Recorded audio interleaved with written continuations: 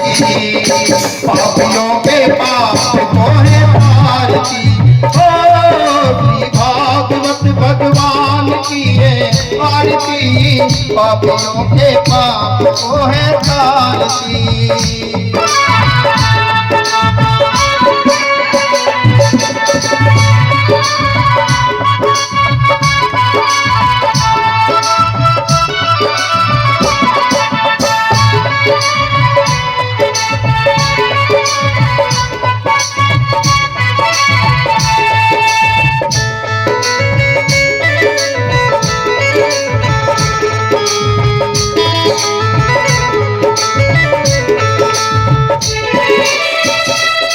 ये शांति गीत पावन पुनीत पापों को मिटाने वाला, हर दर्द दिखाने वाला। ये शांति गीत पावन पुनीत पापों को मिटाने वाला, हर दर्द दिखाने वाला। यह सुख करनी है दुख हरनी, यह सुख करनी है दुख हरनी, श्री मधुसूदन की आरती, पापियों को पाप से तारती।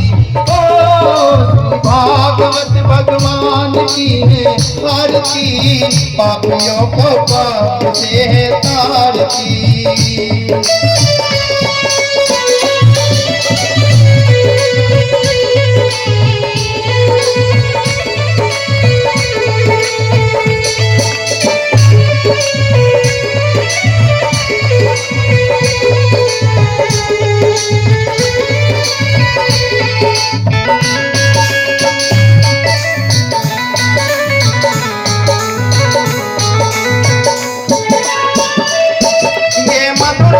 जगबंद खोल सन्मार्ग दिखाने वाला, बिगड़ी को बनाने वाला। ये मधुर बोल जगबंद खोल सन्मार्ग दिखाने वाला, बिगड़ी को बनाने वाला। श्री राम यही घनश्याम यही, श्री राम यही घनश्याम यही, प्रभु की महिमा की आरती, पापियों को पाप से है तारती। श्री राम जी श्री भागवत भगवान की है आरती, पापियों को पाप से है तारती। ओ पापियों को पाप से है तारती। पापियों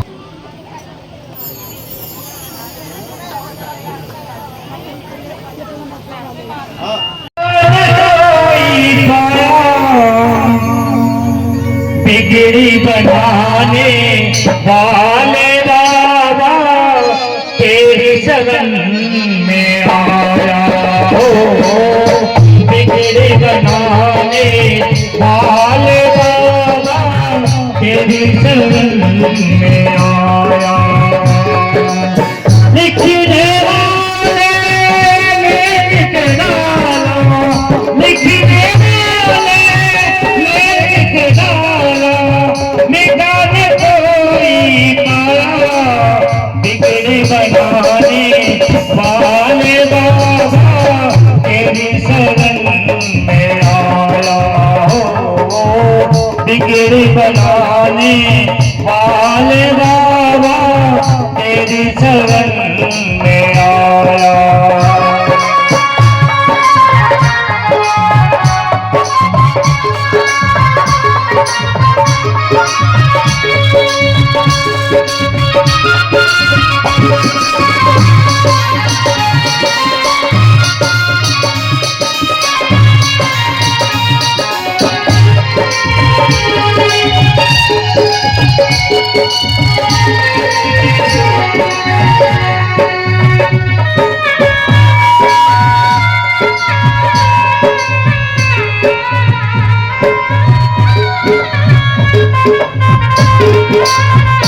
राजाओं के राजा हो तुम, राजाओं के राजा हो तुम। भीख मांगने वाले हैं हम, भीख मांगने वाले हैं हम।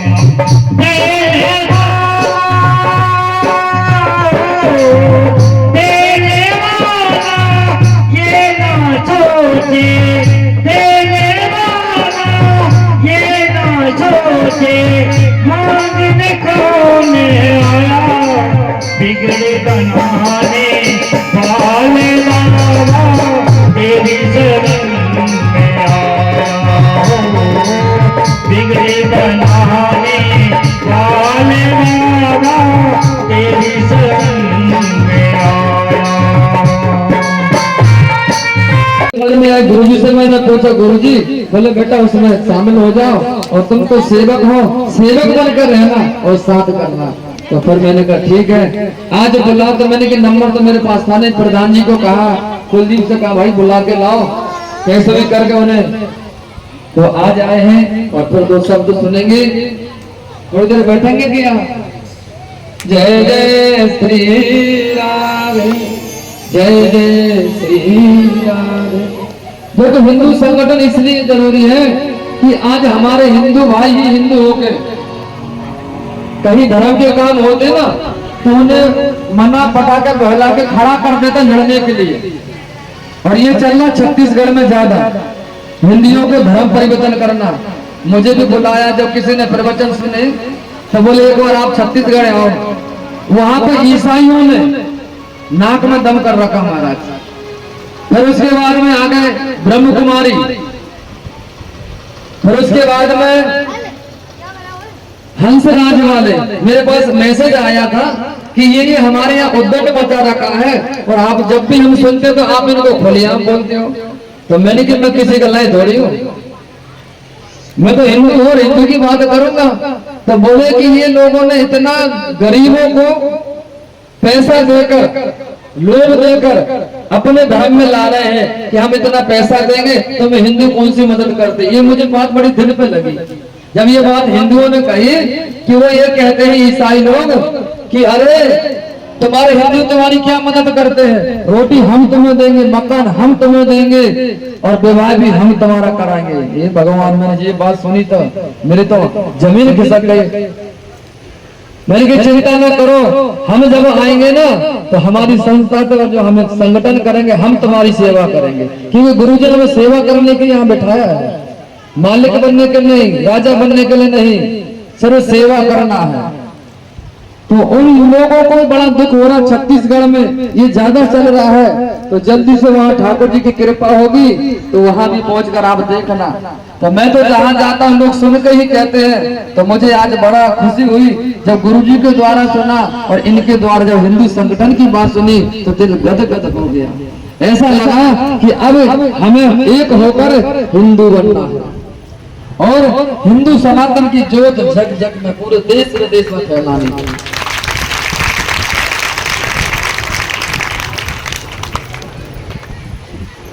क्योंकि हमारे भारत देश में बहुत पहले से अंग्रेज आए तो अंग्रेजों ने शासन किया। अंग्रेजों ने भी क्या किया, फूट डालो राज करो, कैसा भी करके इन्हें बांट दो और फिर राज करो। तो वो तो चले गए लेकिन उनकी औलाद रह गई आज जो छुप के ये काम करते हैं। तो हमें उनको भी दूर से हटाना है और अपने सनातन धर्म को जगाना है। तो माता बहनों भाइयों, जब भी ये धर्म की बात आए, धर्म रक्षते रक्षता, आज जब हिंदू धर्म बचेगा ना तब हमारी जाति हम सब सुरक्षित होंगे। हमारा हिंदू धर्म जब बचेगा तब हम खुशी होंगे। नहीं तो कहते हैं ना, कंधे से उसकी छाती नहीं होती और धर्म से बड़ी कोई जाति नहीं होती है। अरे जब दीपक ही नहीं बचेगा तो तुम बाती का क्या करोगे। जब हिंदू धर्म ही नहीं बचेगा तो जाति का क्या करोगे। तो आज हम सबको एक होना, नेक बनकर दिखाना है। जो बच गए हैं आज उनकी हालत कहां देखी थी। अभी कुछ दिन बाद चल रही थी बांग्लादेश में। अगर हम बट जाएंगे तो फिर कट जाएंगे और नहीं बटेंगे, एक रहेंगे तो किसी की मजाल नहीं है जो हमें आपको रोक सके। और इसी बात में क्या नाम था, दिल्ली से रोगी है, 100 रुपए दे रहे, बहुत जोरदार ताली ठाकुर जी के लिए। ये छोटा सा बच्चा भी देखो भगवान कृपा करे और हमें आने वाली पीढ़ी को ही ऐसा करके जाना। देखो हम कामयाब कितने हो रहे हैं, हमें कोई खिताब मिले ना मिले उसकी हमें कोई परवाह नहीं है, लेकिन आने वाली जनरेशन जब खड़े हो गए सीना ठोक के कहेगी कि हम हिंदू हैं, तो उस समय हमें जरूर मरते समय खुशी होगी कि आज कुछ लोग तो जागे हैं, आज कुछ तो हमारे हिंदू जागृत हो गए हैं। तो हम प्रयास करेंगे, कितने सफल हो रहे हैं कितने विफल हो रहे हैं उसकी चिंता छोड़ देना। आने वाले समय वो मिलेगा, उस समय याद किया जाएगा। माता बहन भाइयों, ऐसे ही दोस्ती भी है, प्रेम भी है। कृष्ण शासी सका कुचित ब्राह्मणो ब्रह्म विद्या विरक्त इंद्र थेसु प्रशांत आत्मा जितेंद्रिय। तो ये भागवत कथा हमें जीना भी सिखा देती है कि 7 दिन में कैसे जीना, क्या करना है। तो कृष्ण के सखा है जिनका नाम है सुदामा, और सुदामा इतने गरीब हैं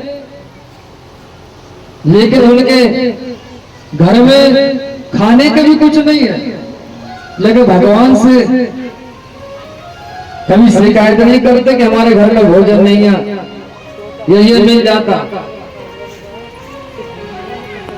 कोई लोग 5 घर के लाकर कुछ दे दे तो वो खा लेते, नहीं तो छठे घर मांगने जाते ही नहीं है,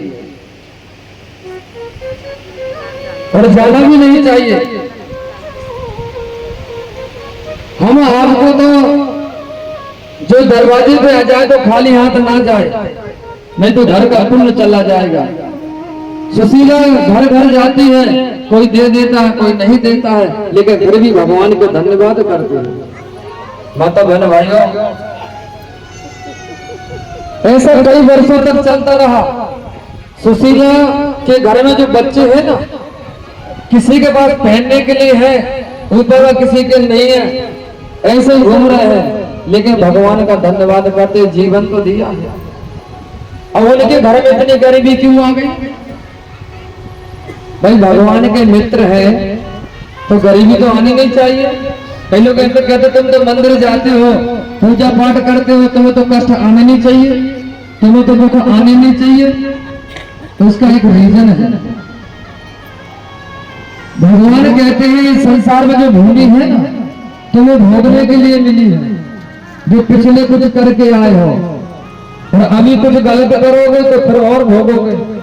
इसलिए अच्छा काम करोगे तो अच्छा लोक मिल जाएगा, अच्छा आपका राज बन जाएगा। तो सुदामा जी किसी से शिकायत नहीं करते, मुझे तो भगवान की कृपा चाहिए।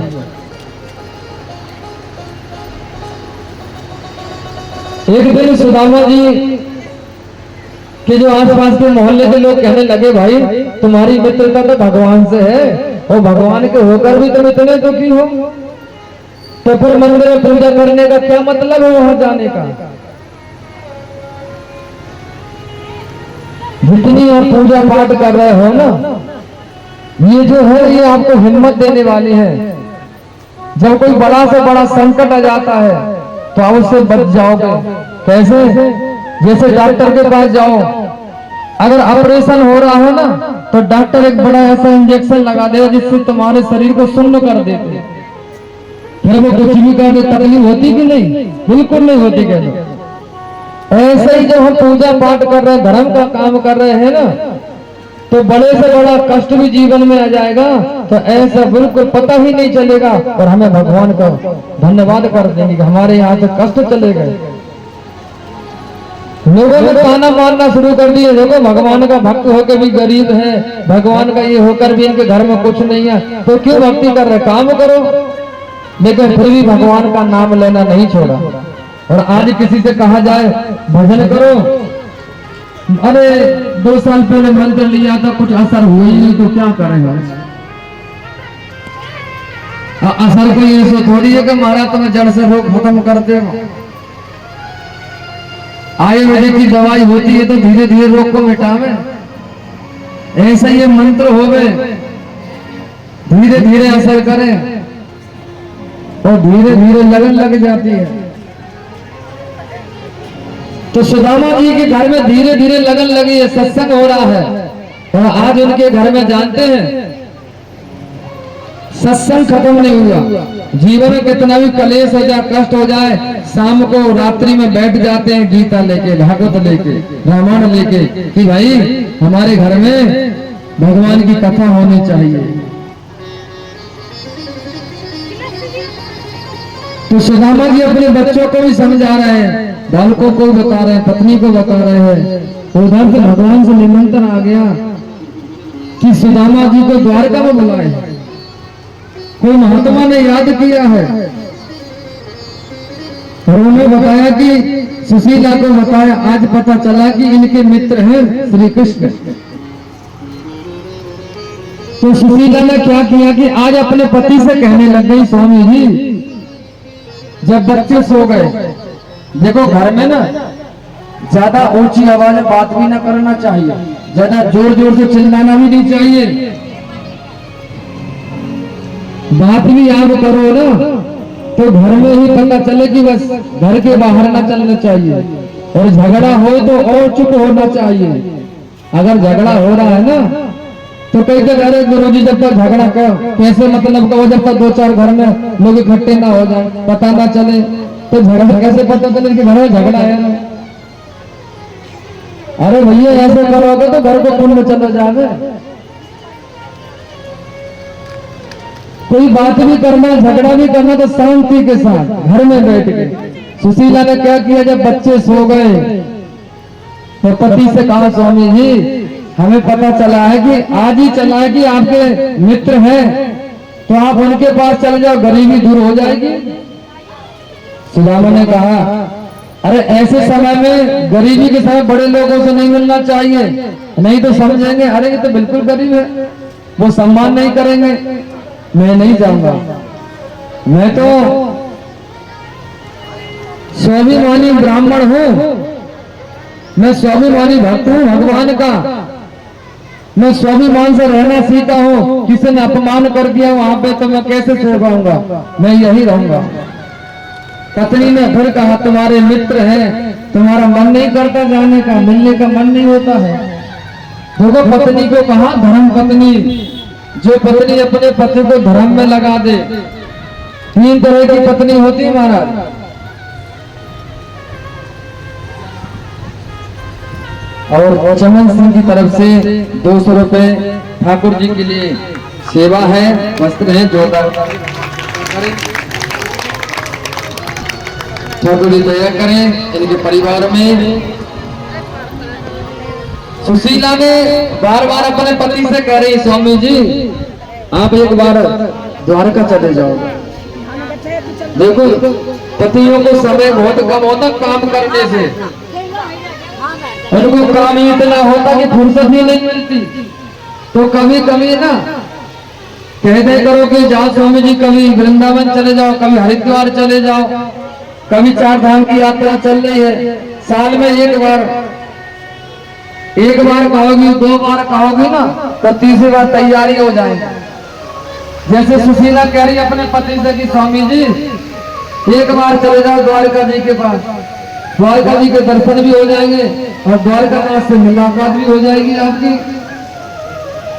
सुदामा ने कहा, द्वारकाधीश तो मेरे मित्र हैं, मैं तो आंख बंद कर लेता हूँ, दर्शन कर लेता हूँ, क्या करूँ वहां जा। पत्नी का, हे भगवान कैसे समझाऊं। फिर कहने लगी, अच्छा तब आंख बंद कर ले तो कभी शरीर से ही मिल जाओ, शरीर शुद्ध हो जाएगा, पवित्र हो जाएगा। अरे पत्नी कैसे न कैसे करके पति को अपने धर्म में लगा रही है। जब वहां जाएंगे तो आधा पुण्य तो मिल रही है। फिर सुशीला ने कहा कि देखो स्वामी, शरीर से तो मिलना बहुत जरूरी होता है, एक बार जाना चाहिए, काया शुद्ध हो जाती है तीर्थों में जाने से। हमारी जो काया है, शरीर है, पवित्र हो जाता है, एक बार तो जाना ही चाहिए। और कभी सुदामा जी घर से बाहर निकले नहीं, जो आदमी घर से बाहर कभी गया ना हो और उससे कहो चलो भैया, तो मुड़ मुड़ के देखे घर की तरफ, पता नहीं संभाल के रखेगी नहीं। सुशीला से कह रहे हैं, देवी यहाँ तक तो मैं गए नहीं, यहाँ छोड़ के।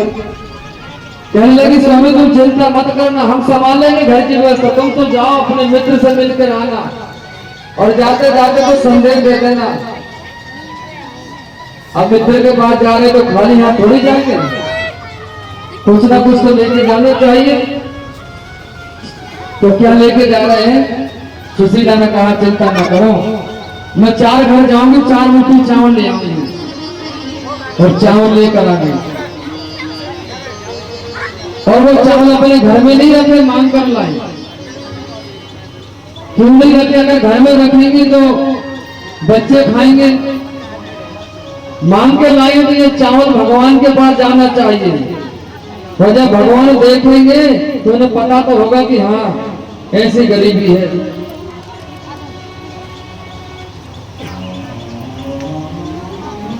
तो भगवान ने को देने के तैयार हो गए। देखो घर में बढ़िया चीज है ना तो बढ़िया दैया करो। अगर जैसी स्थिति तुम्हारे घर में है तो वैसा करना चाहिए, दान सेवा। अगर घर में तो बढ़िया है और वैसे करो तो भगवान भी कहेंगे, देखेंगे, वो सब जानते हैं। सुशीला ने जैसे चावल मिले वैसे ही दे दिए, फटे पुराने कीतड़े में बांधकर, और कहा स्वामी जी जाओ द्वारका और उनसे मिलना तो एक बात जरूर कहना। 1 मास 2 पाक में और 2 एकादशी हो, मेरे घर गोपाल जी नित 2 एकादशी हो। कहने लगे तुम इतना कहना कि आपके वैष्णव तो महीने में 2 बार एकादशी का व्रत रखते हैं, और मेरे घर में तो रोज को एकादशी चल रही है, ऐसा कब तक होगा? इतनी कह देना। सुदामा ने कहा ठीक है कह देंगे।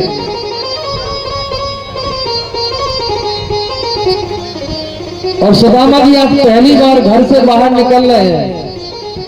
जैसे घर से बाहर निकले तो मुड़ कर देखते, पत्नी कहती जाओ स्वामी जी चिंता मत करो, मैं हूं ना, मैं बच्चों की देखभाल कर लूंगी, संभाल लूंगी। अरे ज्यादा दिन के लिए थोड़ी तुम जा रहे हो। और द्वारका और पोरबंदर कोई ज्यादा दूर नहीं, 350 किलोमीटर की दूरी पे, 350 किलोमीटर। और उस समय पैदल जाना होता था, आजकल तो गाड़ी हो गई है, सुबह चले शाम को पहुंच जाते हैं। सुदामा जी पैदल चले हैं, संकीर्तन करते भगवान का नाम लेते हुए। और आइए कुछ दानदाताओं के नाम है, सुदामा जी चल रहे हैं, उन्हें चलने दीजिए और हम कुछ दानदाताओं का नाम श्रवण करते हैं, फिर कुछ प्रवचन शब्द हैं वो श्रवण करेंगे। तो सुदामा जी अपने पोरबंदर से चले द्वारका के लिए, भगवान के लिए। बोले कृष्ण कन्हैया लाल की जय हो। राधे राधे। गुरु जी, ये जो भागवत कथा चल रही है इसमें कुछ दानदाता हैं और हमारे अतिथि आए हैं सुभाष चौहान जी मुजफ्फरनगर से, और हमारे दरोगा जी प्रधान पिता दोदरी, इनका स्वागत है। बहुत बहुत बहुत बहुत ताली बजा के स्वागत करें, सभी जोरदार ताली बजाएं। और जो सुभाष जी के साथ टीम है हमारे चौहान साहब की, उनका भी हार्दिक अभिनंदन। जो भागवत कथा चल रही है इसमें हम करते हैं, जो जोरदार तालियां बजाइए।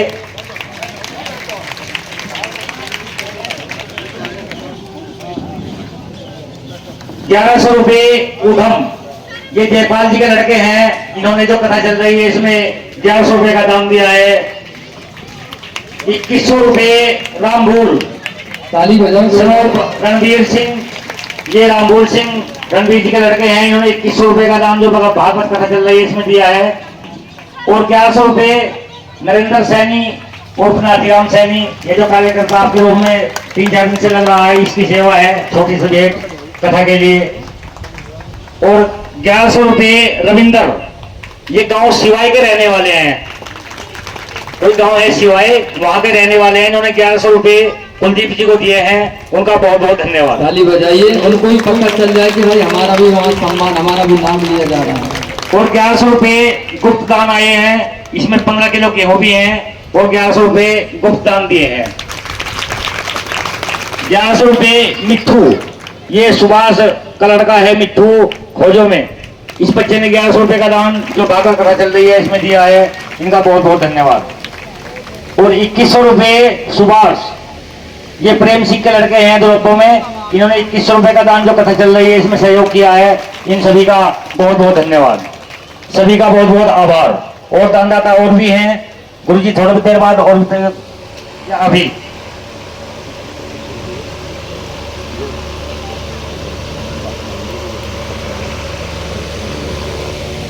और जो हमारे सुभाष चौहान जी मुजफ्फरनगर से आए हैं, उनकी टीम की ओर से 3100 रुपए का सहयोग जो कथा चल रही है इसमें हुआ है। हम सभी ग्रामवासियों की ओर से इनका आभार प्रकट करते हैं और इनका स्वागत करते हैं। जोरदार ताली बजाएं। जोरदार ताली बजाएं इनके लिए, अपना कीमती समय निकाल कर आए हैं, इनका बहुत बहुत धन्यवाद, बहुत बहुत आभार।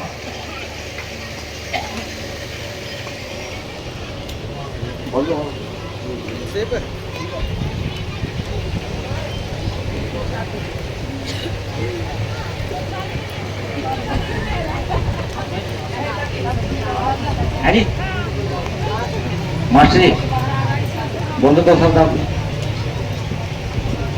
और अब हम सुभाष चौहान जी से रिक्वेस्ट करेंगे वे मंच पर आकर दो शब्द सभी को कहें और अपना हमारा मार्गदर्शन करें। सुभाष चौहान जी और सुभाष चौहान जी, पूरी टीम आई इनकी।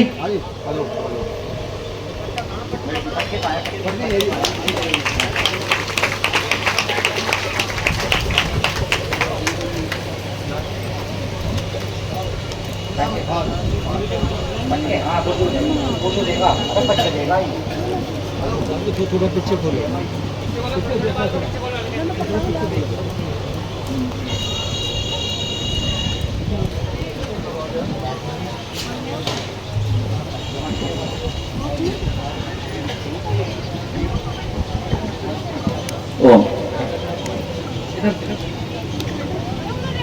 महाराज जी के श्री चरणों में सादर नमन। आज के इस कार्यक्रम में जो अतिथि आए हुए हैं उन सभी का बारी बारी परिचय करा रहा हूं। श्रीमान सुभाष चौहान जी, आप अपने इस मुजफ्फरनगर का काम होता है उसमें अग्रणी रहते हैं। दूसरा परिचय महाराज जी जिनका पटका डालकर स्वागत कर रहे हैं, आदरणीय प्रमोद जी भाई साहब हैं, आप विरासती से हैं और आप भी समाज सेवी हैं और पिछली बार प्रमुखी की दावेदारी भी की थी, आदरणीय प्रमोद जी। तीसरा परिचय अमित पुंडीर जी, एक चिर परिचित नाम है डॉक्टर महिपाल जी, आप उनके सपुत्र हैं, जो हरिद्वार में राजपूत धर्मशाला है उसकी आप देखरेख करते हैं और बड़े समाज सेवी हैं। चौथा परिचय हम सबके परिचित और अपने इस गांव के प्रधान जी के पिताजी श्रीमान ब्रजपाल जी, आप सेवानिवृत्त। ताली बजाओ जोरदार।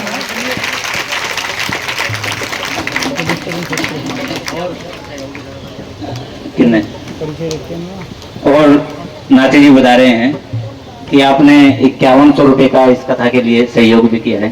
सुभाष जी को प्रणाम। जोरदार ताली बजाएं।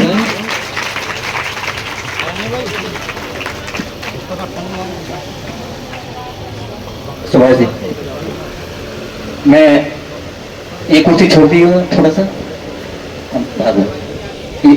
प्रमोद जी आ जाओ, 2 मिनट के लिए तक। मैं आदरणीय सुभाष चौहान जी से निवेदन करता हूँ कि आप भी अपने 2 शब्द रखें। सर्वप्रथम मैं दुधली गांववासियों को बहुत बहुत धन्यवाद कहूंगा कि ऐसे धार्मिक प्रोग्रामों में कभी न कभी बुलाते रहते हैं और हम लोगों को आना भी चाहिए।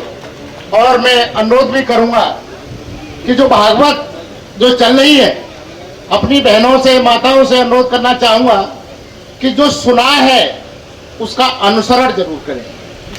अगर वो आपने भी गर्मी में बैठ के भागवताचार्य जी ने सुनाया है, समझाया है, अगर अनुसरण घर में और परिवार में होगा तो बहुत सुख शांति रहेगी। इसी के साथ बहुत बहुत बधाई, बहुत बहुत धन्यवाद। प्रमोद जी आए और वो भी जो कथा चल रही है इसमें 2 शब्द अपनी तरफ से। सर्वप्रथम सभी गांववासियों को मेरा अभिनंदन, नमस्कार, क्योंकि बड़ी संख्या में आप लोगों ने भगवत गीता का भगवत प्रसाद ग्रहण किया। मन भी शुद्ध होगा, कर्म भी शुद्ध होंगे और बुजुर्गों का आशीर्वाद भी आपको मिलेगा। सबसे बड़ी अनुकंपा तो यही है। मैं तो यही चाहूंगा कि आप दिनों दिन तरक्की करें, आपका गांव तरक्की करे, क्योंकि ये देवभूमि है। यहाँ पे अच्छे अच्छे क्रांतिकारी लोग हुए हैं। इसके लिए आपको बहुत बहुत धन्यवाद। बहुत बहुत धन्यवाद प्रमोद जी। और अब हमारे ब्रिजपाल जी कुछ कहना चाहते हैं ग्रामवासियों को, जो कथा चल रही है इसमें। आदरणीय हमारे कथावाचक जी, हमारे अतिथि सुभाष चौहान जी, प्रमोद जी, अमित जी और हमारे गांव के सम्मानित सभी बुजुर्ग भाई, बच्चे, माताएं, बहनें, सभी का यहाँ पधारने पर हार्दिक अभिनंदन, स्वागत। और मैं इस समिति को, जिनके द्वारा इस कथा का आयोजन किया गया है, मैं उनका भी हार्दिक अभिनंदन करता हूं, स्वागत करता हूं। चौहान जी साहब ने बताया है कि भाई धार्मिक प्रोग्राम इनका कितना महत्व है और ये समय समय पर होने चाहिए। तो मैं सबसे पहले तो अपने ग्रामवासियों से, अपनी माताओं से, अपनी बहनों से आशा भी करता हूं और आगे भी आशा करूंगा कि ऐसे प्रोग्रामों में बढ़ चढ़ करके हिस्सा लें और आगे भी जो भी प्रोग्राम होंगे, बाहर के लोग जो हमारे आते हैं उनको दिखाई दें कि गांव में धार्मिक प्रवृत्ति के कितने लोग हैं।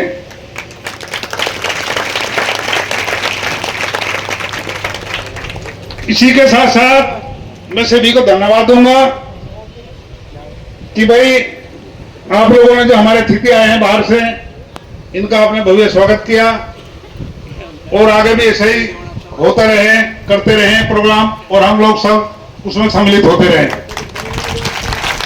जय श्री राम, जय श्री राम, जय श्री राम।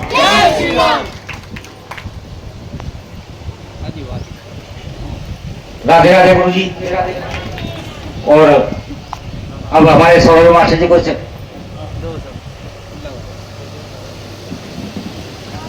आदरणीय महाराज जी के चरणों में पुनः सादर वंदन एवं उपस्थिति यहाँ पर सभी भक्तजनों को नमन। महाराज जी ने कुछ ज्यादा बड़ाई कर दी। हम लोग तो संतों के आशीर्वाद से, संतों की प्रेरणा से ही काम करने वाले लोग हैं। विश्व हिंदू परिषद की स्थापना भगवान कृष्ण के जन्मदिन पर संदीपनी आश्रम में जन्माष्टमी के दिन हुई और हमको तो लगाया ही आपके मार्गदर्शन में, आपके प्रेरणा से, आपके पद चिन्हों पर चलने के लिए हम काम करते हैं। हमारा विश्व हिंदू परिषद का काम है जो अपने आदर्श हैं, आयाम हैं, उन्हें पुनः स्थापित करना हिंदू धर्म के। अभी एक लंबी लड़ाई के बाद भगवान राम के मंदिर के जो सपना था, हम सपना सोचते थे, कई पीढ़ी चली गई और बड़े सौभाग्यशाली हैं हम सब बैठे हैं। हमारे बाबा, दादा, परदादा उनके सामने नहीं बना। किनके सामने बना भगवान राम का मंदिर? आपके सामने। बड़े सौभाग्यशाली हैं। वो तो लड़ाई लड़के चले गए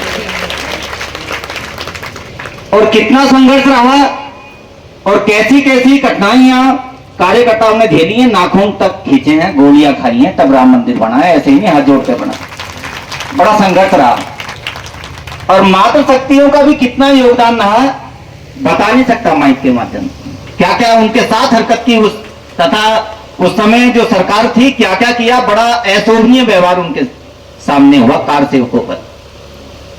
दूसरा, हमारा एक और राम मंदिर तो बन गया, अब भगवान कृष्ण के भक्त हैं तो मथुरा पे डेरा हमने डाल दिया। बहुत यही बात है, क्योंकि आप सब जानते हैं कि मथुरा की जन्मभूमि पर भी, भगवान कृष्ण की जन्मभूमि पर भी कुछ जिहादी प्रवृत्तियों का कब्जा है। वहां भी बराबर में हम लोग तो शांति के पुजारी हैं, पर हमारी धार्मिकता, हमारे मान बिंदुओं पर कोई आघात पहुंचाए तो हम सहन नहीं करने।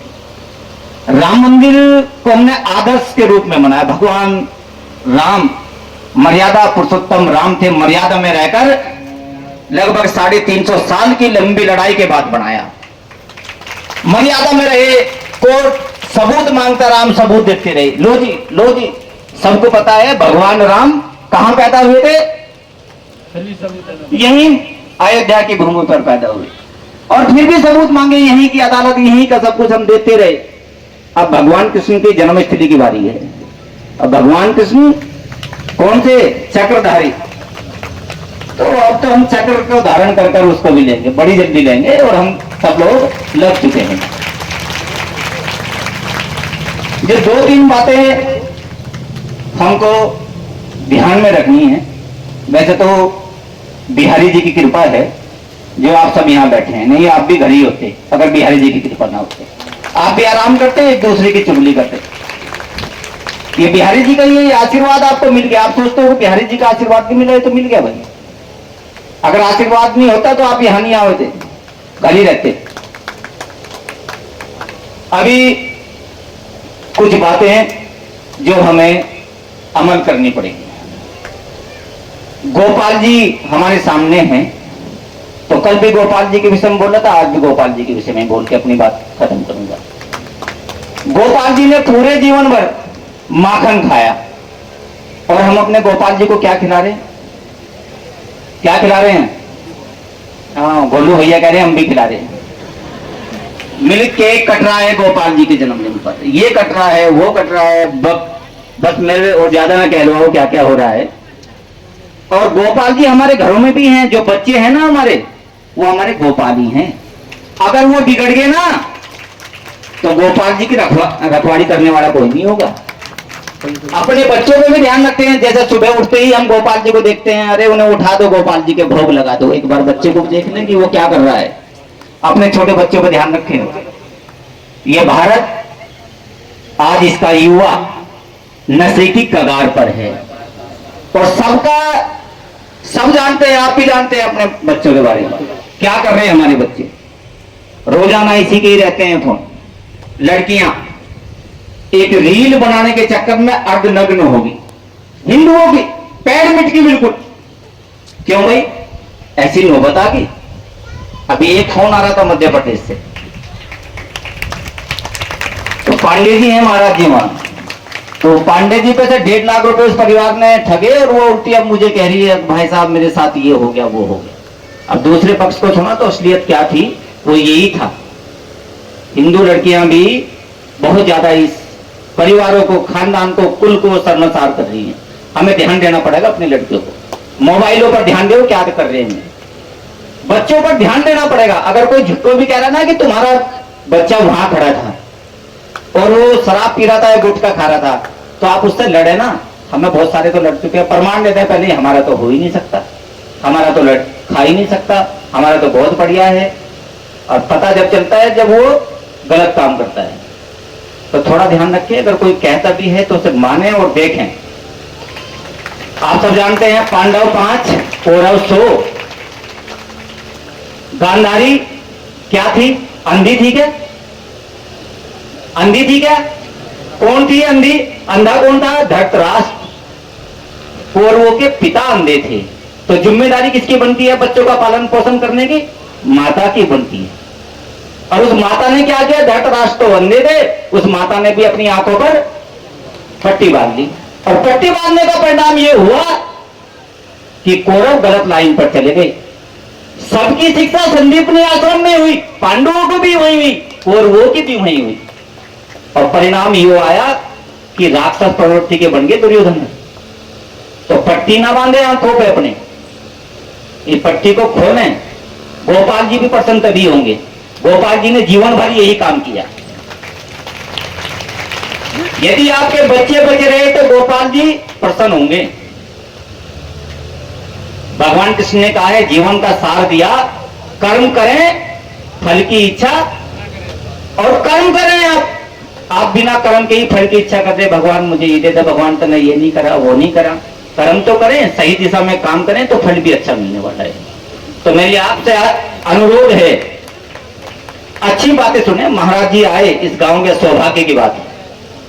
कोई पैसा कमाना, अगर महाराज जी पैसा कमाना चाहते तो महाराज जी और किसी कला के माध्यम से पैसा कमा सकते थे। पढ़ाई महाराज जी ने भी की होगी, इंजीनियर बन सकते थे, देश को ठग सकते थे, परंतु माध्यम चुना संतों का।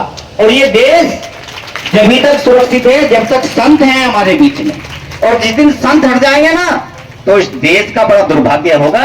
ये भारत एक भूमि का टुकड़ा रह जाएगा।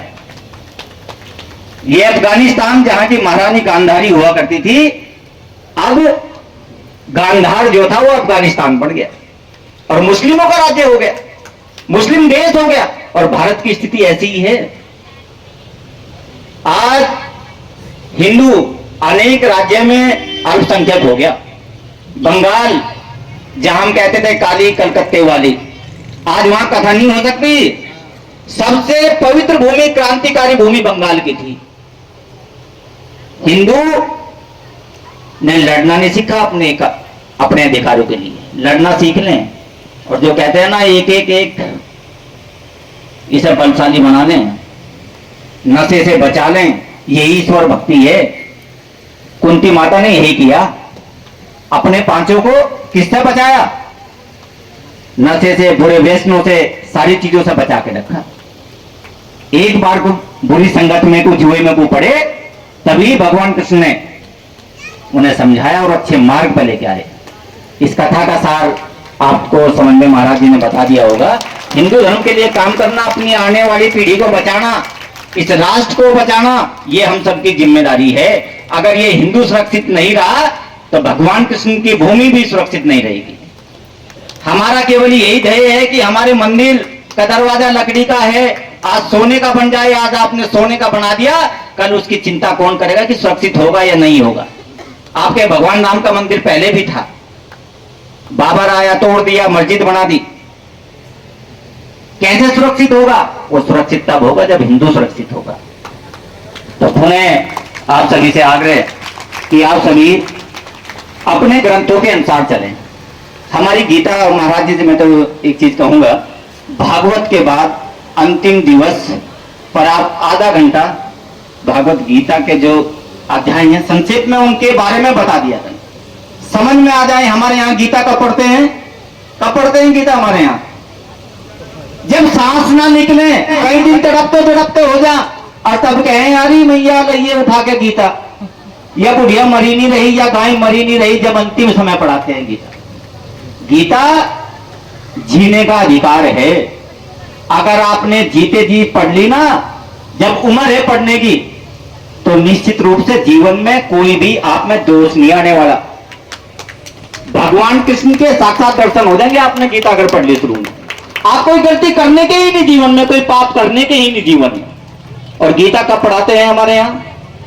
अंतिम समय, जब उसके सुनाई जाए, उसके दिमाग में आती है यार मैं अगर इस चीज को पहले पढ़ जाता, जो मैंने पाप किए हैं वो पाप ना मैं कर पाता। तो गीता को पढ़ना है तो छोटे छोटे बच्चों को पढ़ाना शुरू करते हैं, पता लगेगा क्या हमें कर्म करने हैं। गीता में यही है, क्या कर्म करना, किसके लिए क्या करना। केवल मरने का नहीं है हमारे यहाँ, मोक्ष के लिए ही नहीं गीता है, वो तो 18वीं बात है। 17 चैप्टर बड़े विज्ञान के, प्रकृति के, सारी चीजों के हैं, तो उनको पढ़ेंगे आप, यही आशा है। और एक और महाराज जी कथा भी कुछ लोग ऐसे आगे कि कथा का सार ही नहीं कुछ होता। अभी एक कथा का एक वीडियो बड़ा वायरल हो रहा, वो हनुमान जी को कह रहे कथावाचक कि जब हनुमान जी लंका में गए तो वो सगरी रात ऐसे घूमे जैसे कुत्तान घूमे। अब वहां कार्यकर्ता बैठे हुए थे, हनुमान जी की तुलना किससे कर दी? कुत्ते से, कि लंका में सारी रात ऐसे कुत्ते की तरह घूमे। ध्यान रखें, शब्दों का चयन भी ठीक हो। और महाराज जी ने तो बड़ी सुंदर कथा आपके सामने कही है, बड़ी सौभाग्य की बात है। और मैं तो महाराज जी से यही कहूंगा कि अगली बार और अच्छा प्रयास करेंगे हम अच्छा करने का। जय हो। मास्टर जी ने जो बताई है कि भाई हनुमान जी को क्या बता दिया, वो महात्मा जी भी ऐसे ही होंगे, कथावाचक भी ऐसे होंगे, शाम को वो लगा लिया होगा और फिर अपना उसी हिसाब से उन्होंने अपना वचन कह दिया होगा। दूसरी बात, मैं आप सभी को, माता बहनें और हमारे बुजुर्ग बच्चे, मासी ने राम मंदिर के बारे में पूरा व्याख्यान कर दिया, बता दिया, लेकिन इसमें आप भी बहुत ही भाग्यशाली हैं दूसरी का जन जन बहुत ही भाग्यशाली है, क्योंकि राम मंदिर में जो राम मंदिर का निर्माण हुआ है, इसमें विशेष भूमिका इस दूधली गांव की रही हुई है। अब आप समझ लीजिए कि जो हमारे बुजुर्ग हैं, शायद उन्हें थोड़ा बहुत जानकारी होगी, लेकिन इतिहास बता रहा है कि जिस समय राम मंदिर का मामला चल रहा था, तो हमारे गांव के जज साहब वीर सिंह जज साहब, उस समय अयोध्या फैजाबाद में पड़ता है, अयोध्या फैजाबाद जिला पड़ता है, उसी के अंदर आता था। तो हमारे वीर सिंह जज साहब उस समय सील जज थे वहां, और ये मामला उनके न्यायालय में पहुंचा। राम मंदिर से संबंधित पत्रावली जब उनके यहां पहुंची तो इस पर चर्चा हुई, बहस हुई, और बहस होने के बाद में उन्होंने ये समझो कि रास्ता खोल दिया मंदिर निर्माण के लिए। उनका जो पहला जजमेंट था, उनका जो पहला फैसला था, वो फैजाबाद से स्टार्ट हुआ था, और उस फैसले की आगे जो भी कार्रवाई होती रही उसी को डिटो करते रहे, उसी को मानते रहे। उस फैसले को हाई कोर्ट ने भी माना और सुप्रीम कोर्ट ने भी माना। तो मैं मानता हूं कि हमारे गांव का, हमारे जन जन का इस राम मंदिर में विशेष योगदान रहा है। जय श्री राम, जय श्री राम, जय श्री राम। सभी का बहुत बहुत धन्यवाद। दे दिया, जिसका मैं प्रयास कर रहा हूँ शुरू से लेकर अब तक की, भाई आपको जो सुना है ना, भक्ति श्रवण करना, मनन करना और निधि आशा, 3 चीजें होती जीवन में। और बात भी अच्छी करी कि जो हनुमान जी की बात कर रहे हैं तो वो ऐसे ही होंगे, कहीं पड़े होंगे, लेकिन हमारे जो गोस्वामी, जो गुरुदेव हैं वृंदावन में, जो गोस्वामी हैं, जो सेवा करते हैं बिहारी जी की, तो इस दास को भी वहां पर चंदन की सेवा करने का सौभाग्य मिला जब वृंदावन में। उन्हीं बिहारी जी की कृपा से आज यहाँ पे 3 साल वृंदावन में ठाकुर जी की कथा को विद्यालय में सिखाया। फिर बाद में गुरुजी ने सुना, ऐसे गुरुजी बैठते थे, हम विद्यार्थी बोलते अब नहीं, अब तुम सुनाओगे और हम बैठे सुनेंगे।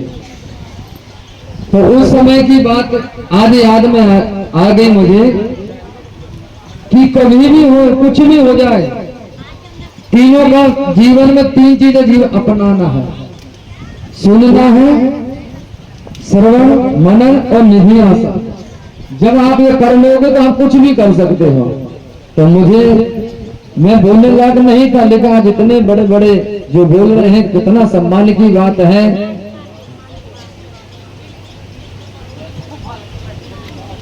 तो आइए, और अतिथि गण आ रहे हैं, उनके लिए जोरदार ताली अभिनंदन है। कथा तो फिर अब बोली गई है चंद्र जी ने की, फिर हो, और सूर्यपाल जी भी कह रहे थे आपकी तो हमें ना पता, तो चलिए वो तो हो ही जाएगी ठाकुर जी के पास। आइए कुछ 2 शब्द और।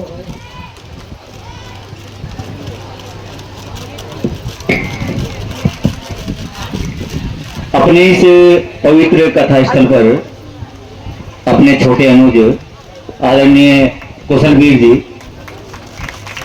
अपना जो सहारनपुर मंडल है, आप उस मंडल के भारतीय किसान यूनियन राजनीतिक के मंडल अध्यक्ष हैं। जोरदार ताली बजाएं और स्वागत है। आपका जीवन बड़ा संघर्षमय है। आप शारीरिक रूप से बीमार होते हुए भी एमटेक की आपने पढ़ाई की और निश्चय किया कि मैं किसान हित के लिए लड़ाई लड़ूंगा, किसान के लिए संघर्ष करूंगा, और जहां भी कोई किसान से संबंधित कोई समस्या होती है तो कुशलवीर जी वहां सबसे आगे खड़े होते हैं। तो कुशलवीर जी के लिए एक बार ताली। और जो भी इनके साथ आदरणीय बंधु आए हैं, उन सभी का भी हार्दिक स्वागत है, हार्दिक अभिनंदन है।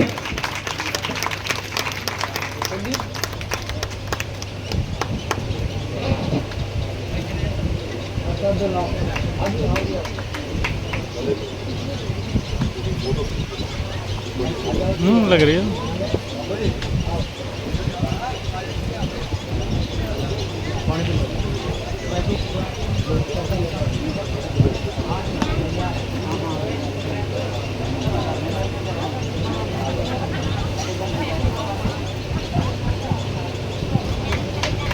जोरदार ताली बजाएं।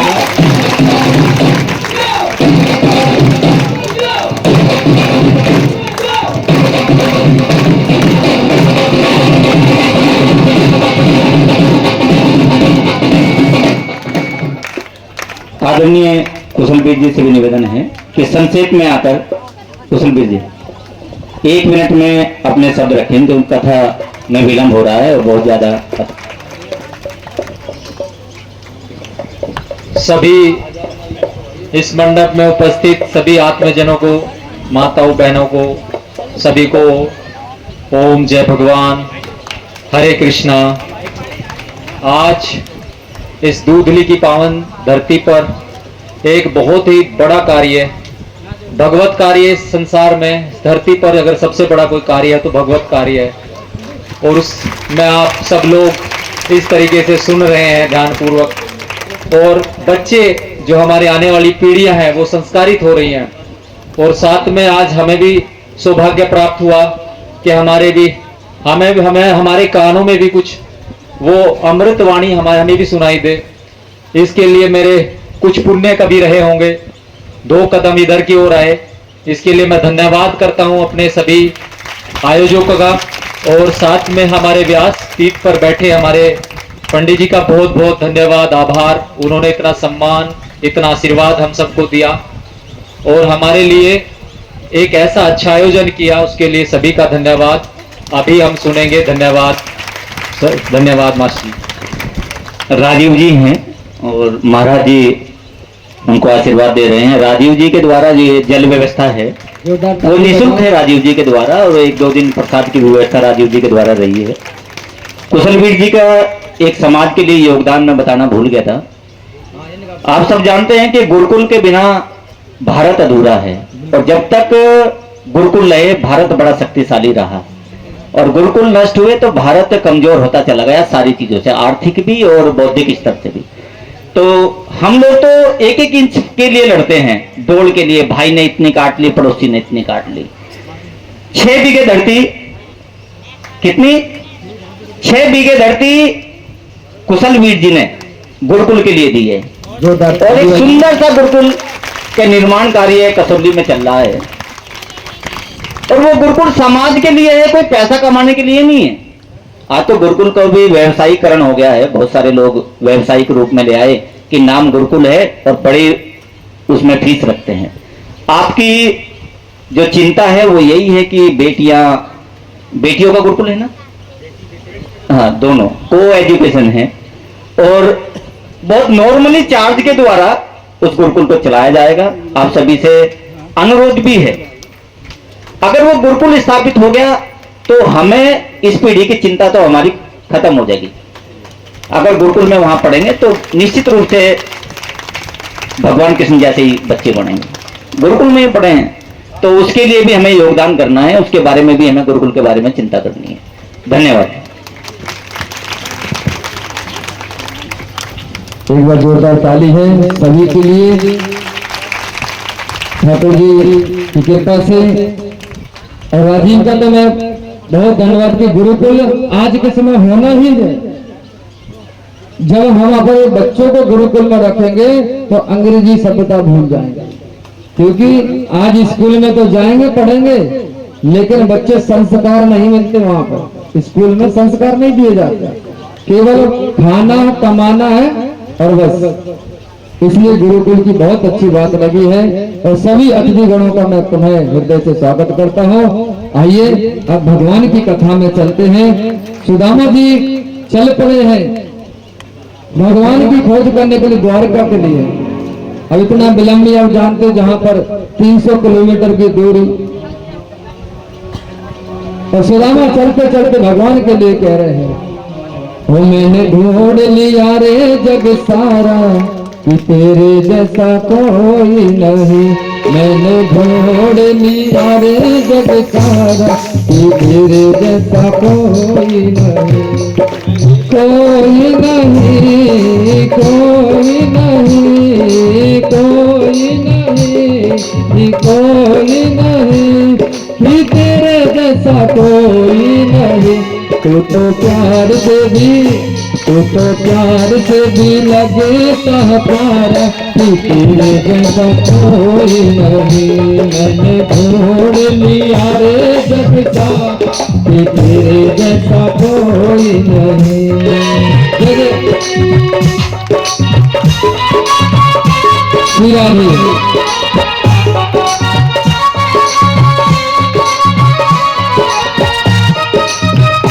आइए बैठ जाए, कथा बैठने का आनंद अच्छा होता है। अपनी जगह पर बैठ जाए, बैठ के सुनो।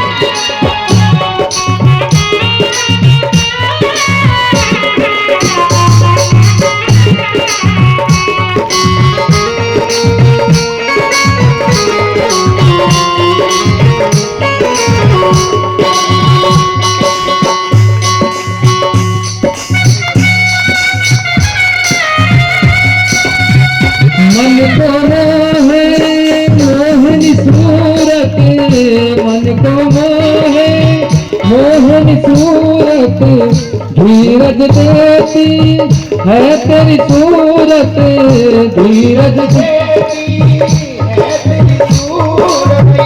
मन को मोहे मोहनी सूरत, धीरज देती है तेरी सूरत। तेरा रूप है, तेरा रूप है, तेरा रूप है दुनिया के प्यारा कि तेरे जैसा कोई नहीं। मैंने ढूंढ लिया रे जग सारा कि तेरे जैसा कोई नहीं। आइए मैं की ताली की सेवा करते हैं। ठाकुर जी जैसा कोई नहीं दुनिया में। सुदामा जी याद करके चल रहे हैं।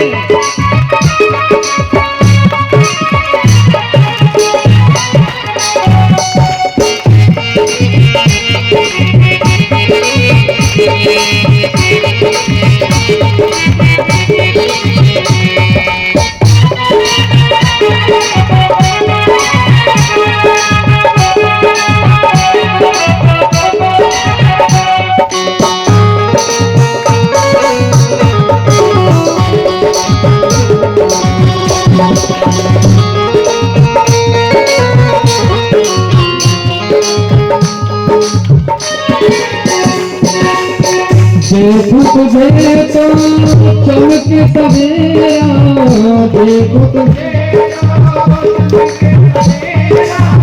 ना देखो तो लगता अंधेरा,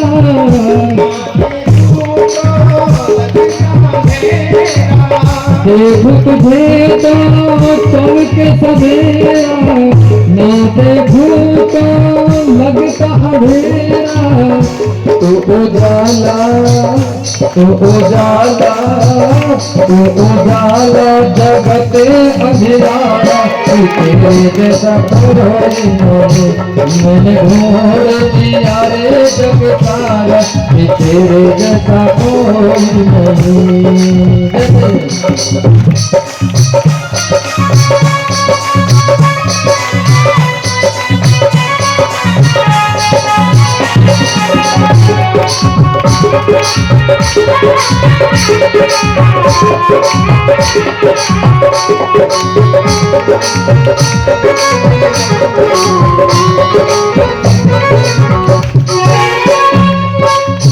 तू दिल है तो दिल की धड़कन,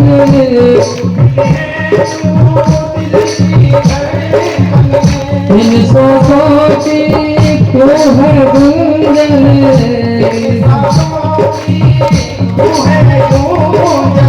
तू दिल है तो दिल की धड़कन, इन सांसों की तू है गूंजन। मेरे जीने का तो ही है सहारा कि तेरे जैसा कोई नहीं। मेरे जीने का तो ही है सहारा कि तेरे जैसा कोई नहीं। मैंने ढूंढ लिया रे जग सारा कि तेरे जैसा कोई नहीं। मैंने ढूंढ लिया रे जग सारा कि तेरे जैसा कोई नहीं। कि तेरे जैसा कोई नहीं। कि तेरे जैसा कोई नहीं। जय जय श्री राधे, जय जय श्री राधे, जय जय श्री राधे। राधा कृष्ण चंद्र की। और एक बार प्रेम से क्या बोलना पड़ेगा? ऐसे बात नहीं बनेगी, और जोर से बोलना ही पड़ेगा। ऐसे बात बनेगी। आइए सुदामा जी पहुंच गए। खोज करते करते जैसे ही समुद्र को पार करना तो भगवान नाविक बनकर आ गए। और जैसे ही सुदामा ने कहा, अब हे भगवान, मैं इस समय थक चुका हूं, ना भूख लग रही ना प्यास लग रही है। भूख लगती है, प्यास लगती है, जिंदगी और उदास लगती है। कैसे आऊं मैं द्वारका तेरी, अब आस भी निराश लगती है। हे गोविंद, मैं द्वारका को कैसे पहुंचूं? अब भूख भी लग रही, प्यास भी लग रही है, थक गए। अगर मेरी जरूरत है तो मुझे बुला ले, नहीं तो हम यही सो रहे हैं। भगवान ने योग माया को आशीर्वाद दिया कि जाओ मेरे भक्त को लेकर आओ। सुदामा जी सो गए और योग माया ने उठाया और जाके द्वारकाधीश के महलों के सामने खड़ा कर दिया। सुदामा भी जैसा नींद खोली तो देखा, अरे जब मैं सोया तो जंगल था, लेकिन यहाँ तो महल है। इसका मतलब मैं मर तो नहीं गया, कोई हिंसक जानवर ने तो नहीं खा लिया। सुदामा के मन में विचार आने लग गए। तब तक देखा कुछ लोग जा रहे थे। उनसे कहा, भैया ये कौन सा नगर है, कौन सी नगरी है? उन्होंने कहा, अरे भैया ये द्वारिका है। अच्छा द्वारिका है, इसका मतलब मेरा मित्र यहीं रहता है द्वारिका में। तो लोगों ने कहा, अरे द्वारकाधीश तुम्हारे मित्र हैं। उनकी हालत को देखा, तन पे कुछ नहीं है, एक फटी पुरानी धोती पहने हुए, न खड़ा हुआ है, न सर पर टोपी है, और जगह जगह से रक्त निकलना हाथों से। सुदामा की दीन दशा को देखकर उन्होंने सोचा कि लगता है कि ये कोई ज्यादा गरीब है, कुछ मांगने की इच्छा कर रहा है, तो ज्यादा धन दे देते हैं। द्वारपालों ने कपड़े दे दिए, खड़ाव दे दिए, बहुत सारा धन दे दिया। सुदामा ने कहा, महाराज मुझे एक बार भगवान के दर्शन करना है, बस एक बार मिला दो। उन्होंने सोचा कुछ ज्यादा ही मांगने की इच्छा कर रहा, तो चलो एक काम करते हैं, बहुत सारी साड़ियां दे दी, कपड़े दे दिए महाराज, व्यवस्था इतनी कर दी। फिर सुदामा ने कहा कि एक बार तुम जाके श्री कृष्ण से कह दो कि तुम्हारा बचपन का मित्र सुदामा तुमसे मिलना चाहता है।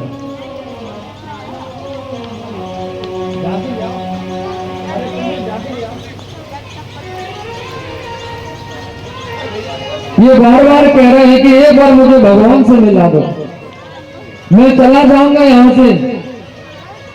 तो वहां द्वारकाधीश के महलों के जो द्वारपाल ने सोचा है कि भाई ये भगवान के मित्र कैसे हो सकते हैं? मित्रता तो बराबरी की होती है, जो दोस्त होते हैं ना, मित्र नहीं। आज जो दोस्त बनाते हैं, फ्रेंड बनाते हैं, वो क्या देते हैं? लेवल, कि हमारी लेवल का है कि नहीं, ये हमारी बराबरी का है कि नहीं, इसलिए दोस्ती कर लेते हैं। अगर नहीं है लेवल का तो छोड़ देते हैं। लेकिन भगवान ये सब नहीं देखते। ठाकुर जी कहते तुम मेरे लिए कितना भाव लेकर आए हो। तो भगवान भाव देखते हैं, भाव के भूखे होते हैं।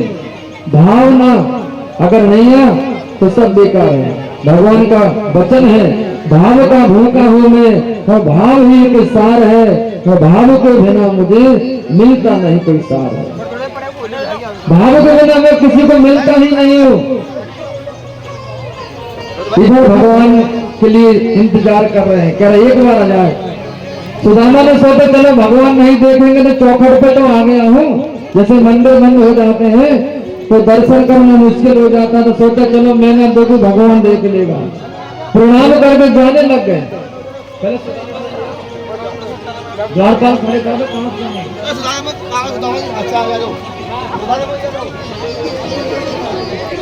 और सुदामा जी के संदेश अंदर दे रहे हैं द्वारकाधीश के पास।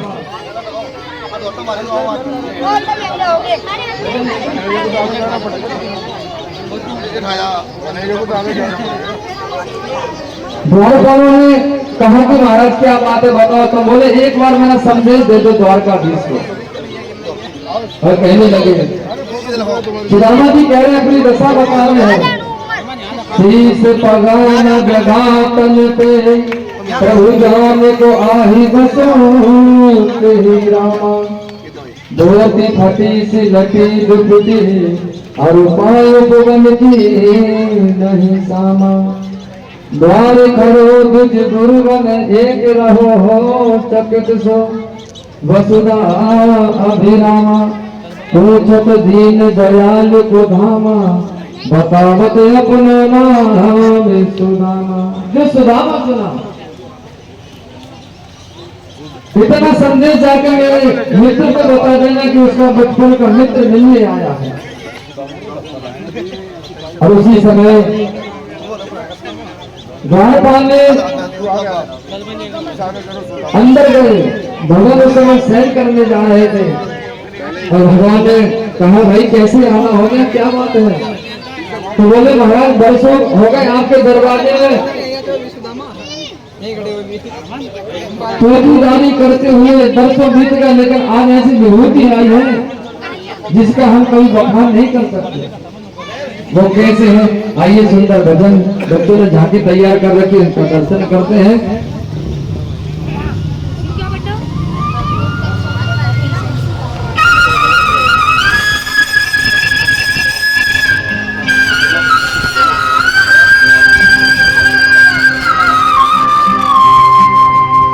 गरीबी से बुरा हाल धर्मपत्नी के बार बार कहने पर सुदामा न चाहते हुए अपने बचपन के मित्र कृष्ण से मिलने चला।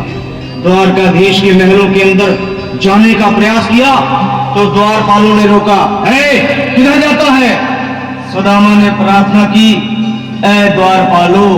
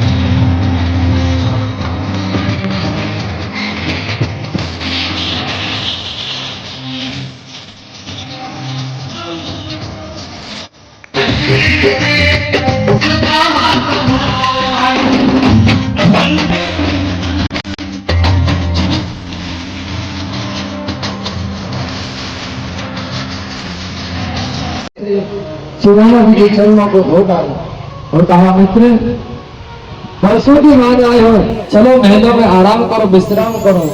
बोले नहीं कन्हैया, मेहमान तो एक ही दिन का होता है, बस तुझसे मिल लिया, दर्शन हो गए, अब मैं जा रहा हूँ।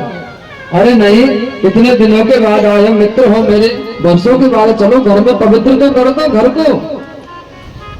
अब सुदामा शर्मा रहे हैं, उद्धव जी खड़े हैं, लक्ष्मी खड़ी है, सब यदुवंशी खड़े हैं, और ये कन्हैया इतना राजा होकर मेरे सामने खड़ा है, अरे इसका अपमान हो जाएगा। भैया मुझे जान दे जल्दी से, देख तेरी भाभी को कितने दिन हो गए, कितने महीने हो गए। कन्हैया ने कहा, अरे जब भाभी ने भेजा तो कुछ तो भेजा होगा संदेश। भाभी की बात याद आ गई, जब इतने दिनों के बाद आया तो कुछ तो दिया होगा। तो सुदामा जी शर्मा रहे हैं और कह रहे हैं, बढ़िया बढ़िया भोजन करा रहा, सम्मान कर रहे हैं, इतने सारे लोगों के सामने ये चावल दूंगा 4 जगह के, तो मेरे मित्र का अपमान होगा कि देखो मित्र आया और ऐसे चावल लेकर आया। श्री कृष्ण चाहते हैं कि आज मेरा मित्र की गरीबी में ले लो, अगर आज ये नहीं देगा तो फिर ये कई जन्म तक दरिद्र हो जाएगा, गरीब हो जाएगा। तो भगवान ने कहा, भाई कुछ तो दिया होगा, तो संदेश बताया। तेरी भाभी ने तो संदेश दिया था, 1 मास 2 पाख में और 2 एकादशी होए, मेरे घर गोपाल जी नित्य एकादशी होए। तो भगवान की आंख नम हो गई और कहने लगे, भाभी जी होनी थी सो हो चुकी, पर ऐसी ना हो, भाभी तेरे भवन में नित्य द्वादशी हो। हे भाभी, अब एकादशी खत्म हो गई है, अब ये मेरे पास आ गए हैं और द्वादशी शुरू हो जाएगी। बोले भक्त भगवान की, ये है हमारे कन्हैया की लीला महाराज, ये हमारे ठाकुर ही कर सके। गले लगा लिया, सुदामा को पता नहीं है, वहां महल खड़े हो गए। जिस घर से 4 मुट्ठी चावल आए थे, विश्वकर्मा जी से कहा, जाओ उन घरों को भी एक सा बना दो, सुदामा के घर को भी एक सा कर दो। सुदामा जी जाने को तैयार हुए तो बोले, ये हाथ में कुछ दवाई रखे, क्या रखा है? बोले कुछ नहीं है लाला, तो रहन है। कन्हैया जानते हैं क्या लेके आया, लेकिन शर्मारा सब खड़े हैं। तो कन्हैया ने झटका दिया, एक पोटली छीन ली और खोल के देखे चावलों की दशा, और कहने लगे, 1 मुट्ठी खा ली तुरंत 1 लोक का राजा बना दिया सुदामा को, दूसरी मुट्ठी खा ली स्वर्ग का राजा बना दिया, और तीसरी मुट्ठी जैसे खाने को हुए तो लक्ष्मी जी ने हाथ पकड़ लिया। रुक्मणी जी ने कहा, महाराज ये लक्ष्मी तो आपकी दासी है, कि इसे भी भक्तों की दासी बना दोगे?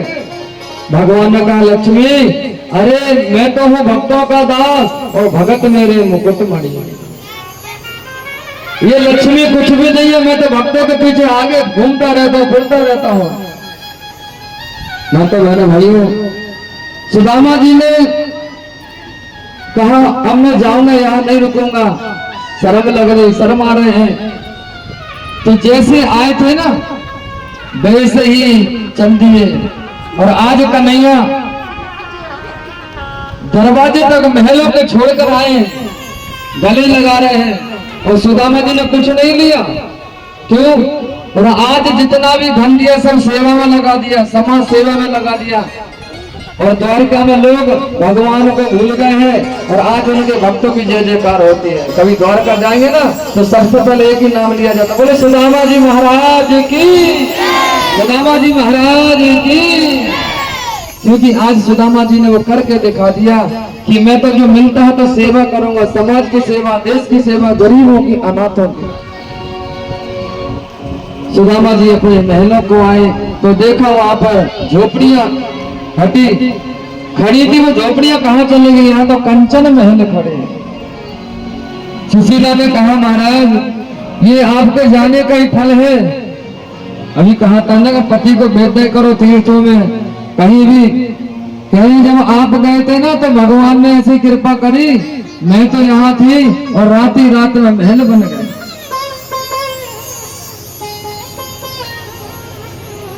और सुदामा जी ने कहा मैं तो भजन करूंगा, और सुदामा जी के मुख से निकल गया कि ऐसा कोई और नहीं हो सकता, मेरा कन्हैया ही हो सकता है। और सुदामा जी नाच रहे, गा रहे खुशी में। काली कमली वाला मेरा यार है।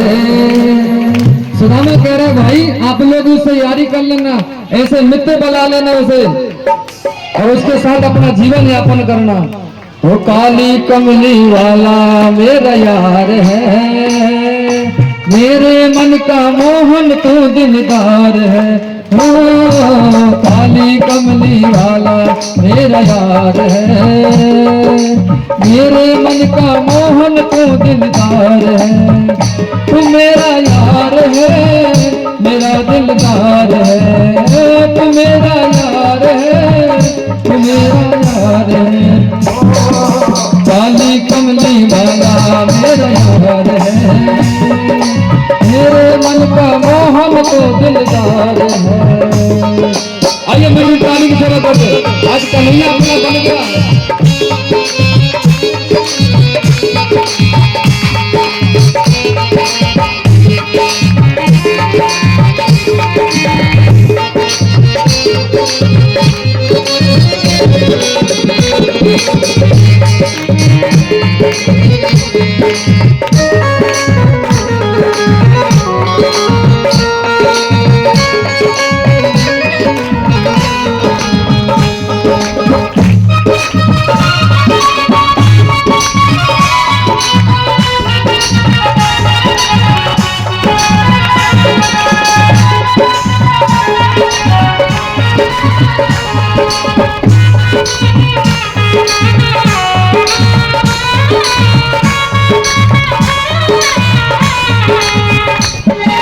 तुझको अपना मान लिया है, ये जीवन के नाम किया है, ये जीवन के नाम किया है, ये जीवन के नाम किया है।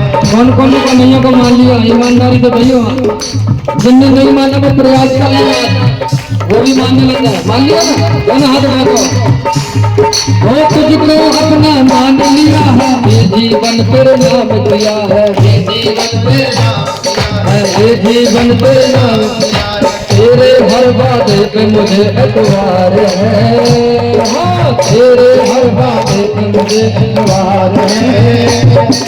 मेरे मन का मोहन तो दिलदार है, ओ काली कमली वाला मेरा यार है, मेरे मन का मोहन तो दिलदार है। नीचे हाथ नहीं करने अगर मान लिया तो ऊंचे रहना।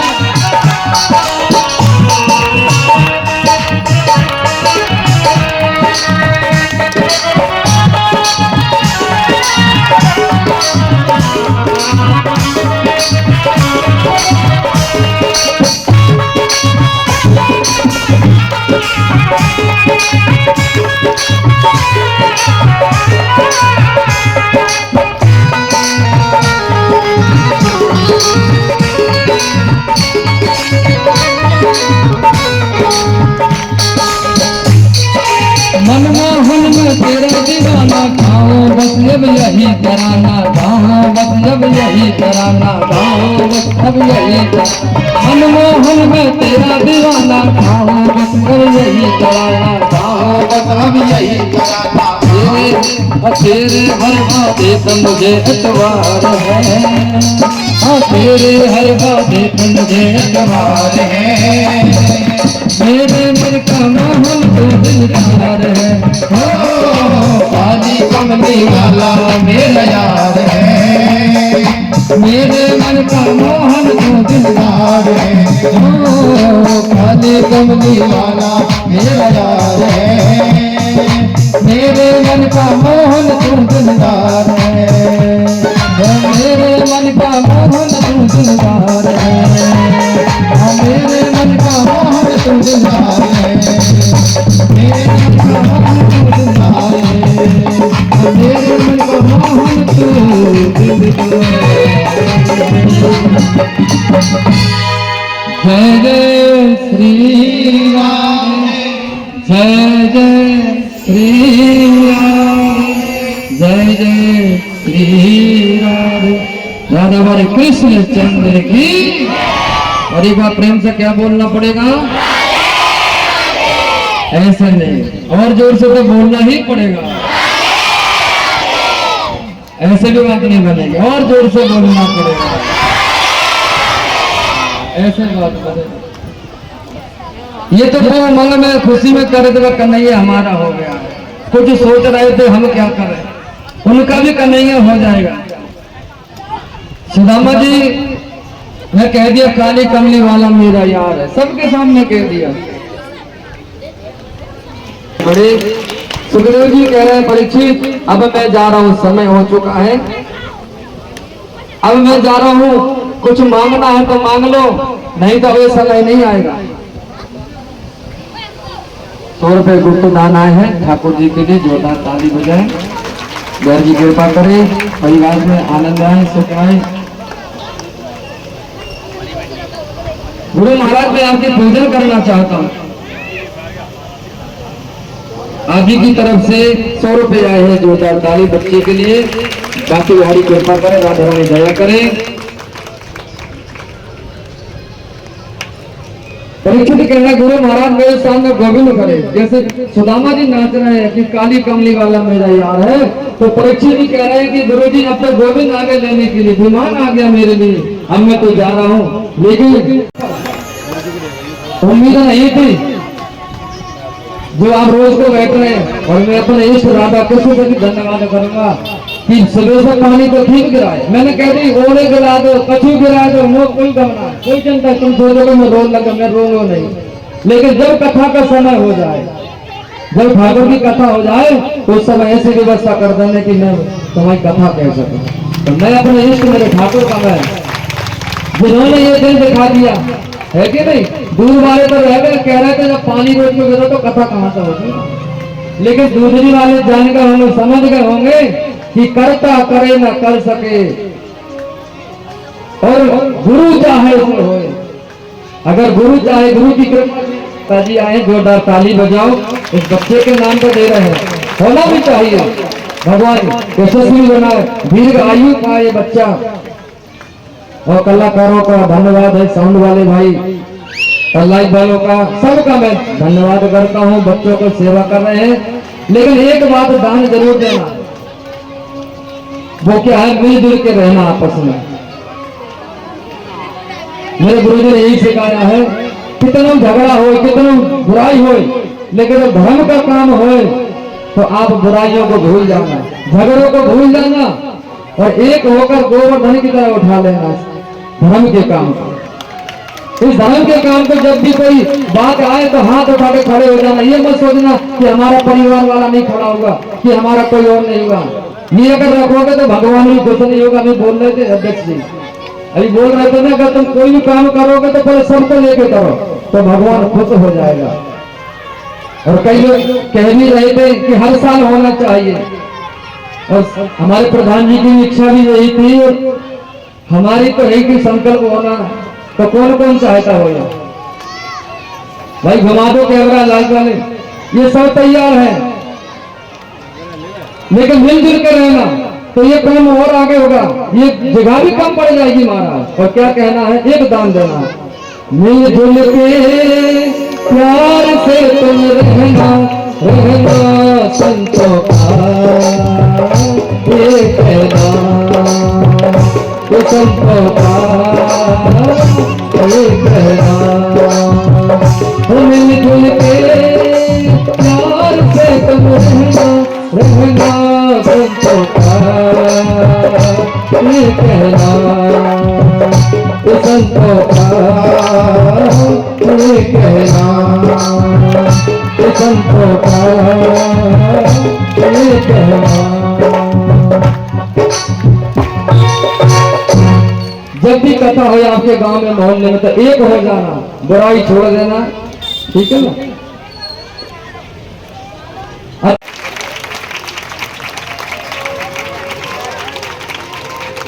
ये जो कथा हो रही है आप सबके सहयोग से, और राजपूतों के सबके मिलने के सहयोग से ही वहाँ पे एक धर्मशाला के लिए कथा हो करेगी। अब जो कथा होगी तो जितना भी बचेगा खर्च निकाल के जोरदार ताली बजाएं।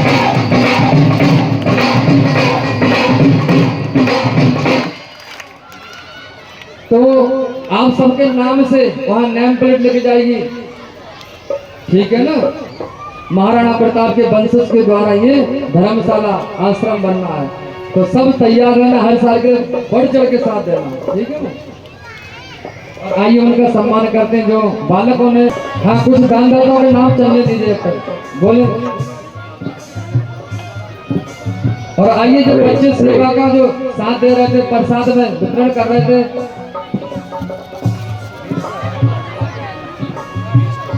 और आप लोग ताली बजाते रहे, बच्चे फिर आगे बढ़ेंगे, इनका हौसला बढ़ाना। फिर कुछ बालक है तिलक लिया भागवत जी का करना था।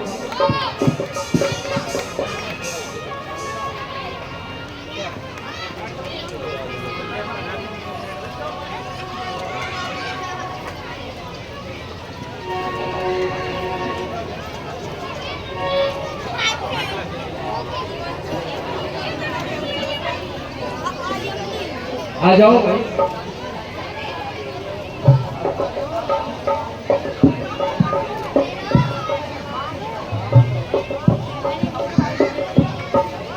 आप लोग ताली बजाते जाएं। ये प्रसाद है ठाकुर जी के, इनके अंदर बहुत ताकत आई, एनर्जी आई है, प्रसन्नता होगी। इन बच्चों ने सेवा कर रखी है, जोरदार ताली बजाओ भाई।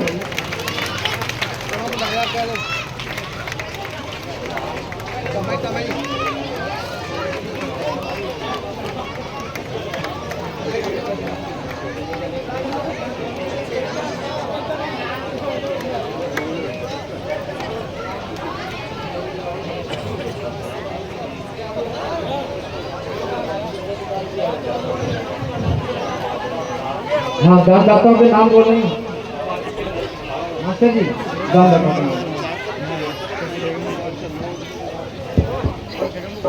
अपनी इस भागवत कथा को सुचारू रूप से संपन्न कराने में कुछ सहयोगियों का सहयोग प्राप्त हुआ है।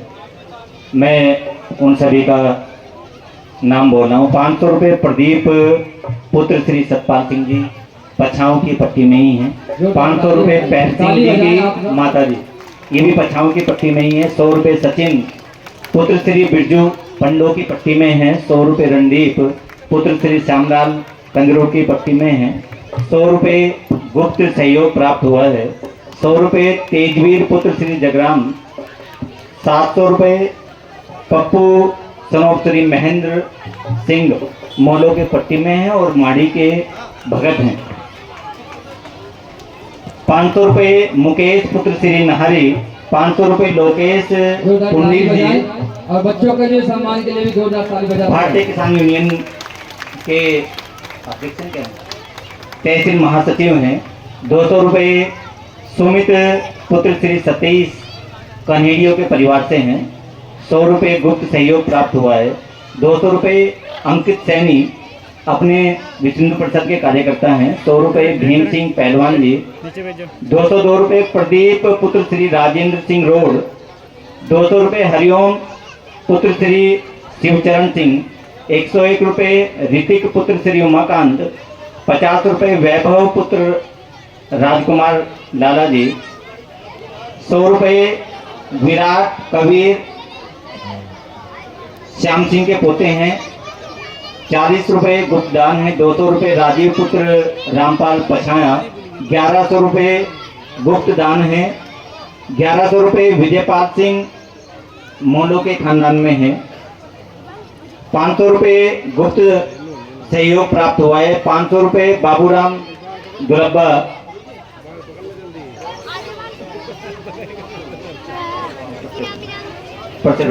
110 रुपये लोकेश पुत्र श्री नारी सिंह। ताली बजाते रहो माताओं।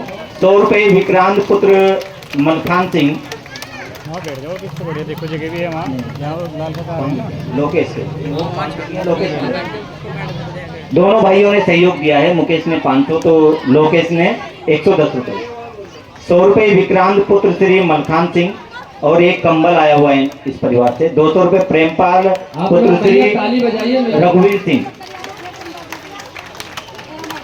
100 रुपये गुप्त सहयोग प्राप्त हुआ है।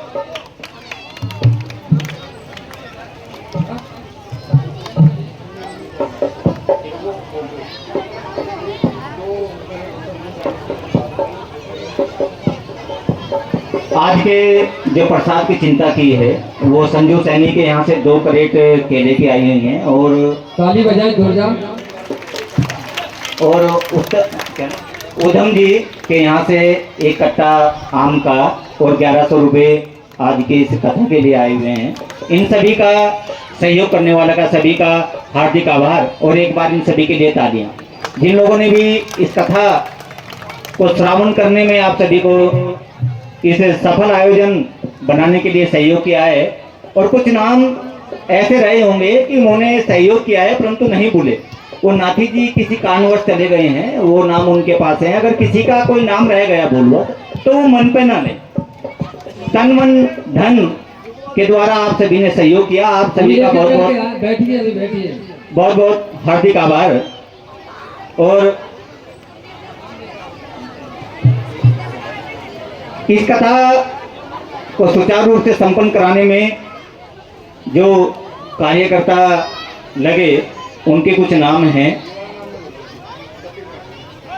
नरेंद्र सैनी जी पूरे समय कथा में रहे और संचालन का काम नरेंद्र जी उर्फ नाथी जी ने किया।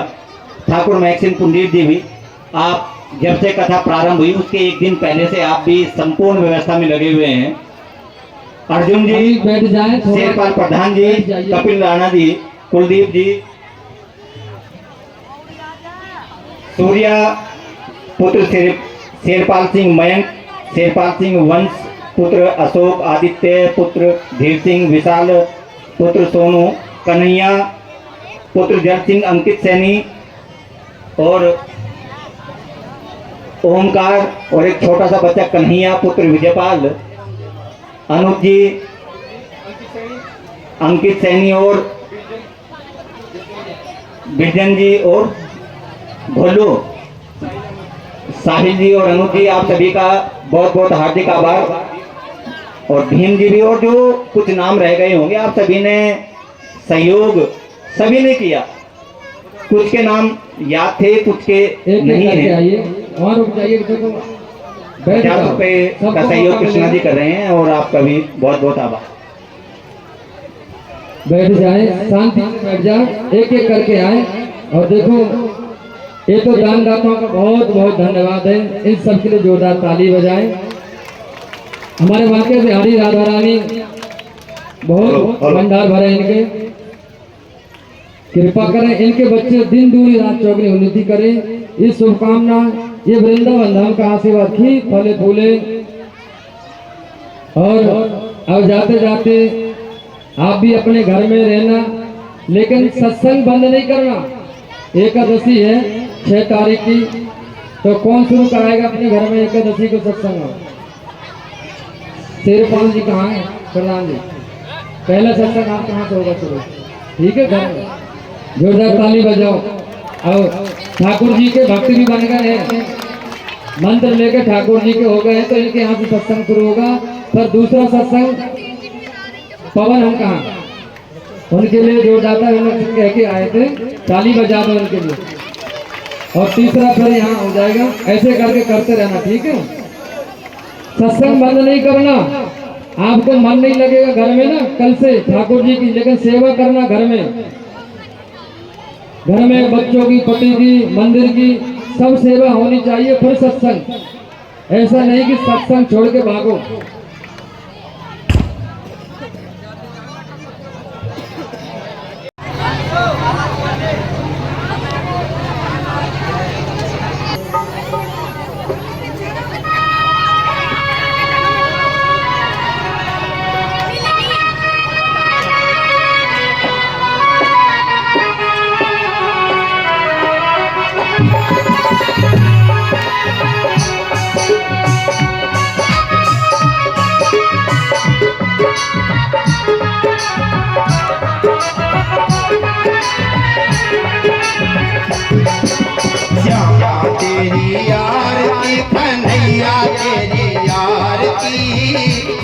संसार करेगा हाथ जोड़ के जाना तेरी यार की कन्हैया तेरी यार की सारा संसार करेगा हाथ जोड़ के।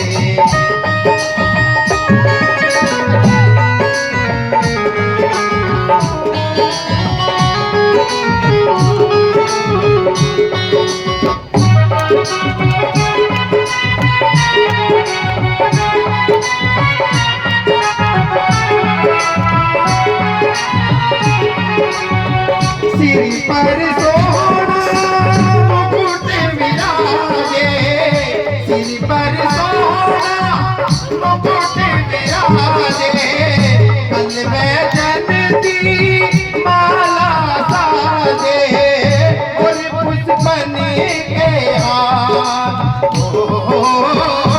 और पुष्पन के हार करेगा हाथ जोड़ के क्षमा तेरी यार की कन्हैया तेरी हार की सारा संसार करेगा हाथ जोड़ के।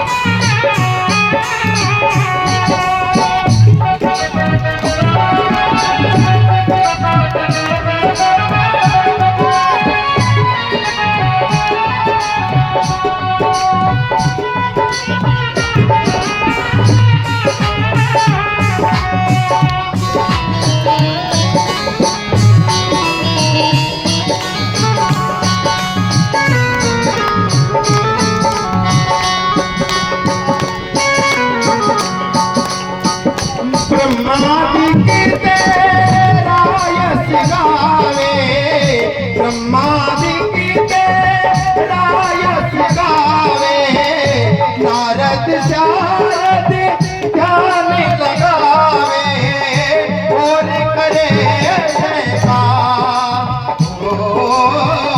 और करे जयकार करेगा हाथ जोड़ के क्षमा तेरी यार की कन्हैया तेरी हार की सारा संसार करेगा हाथ जोड़ के।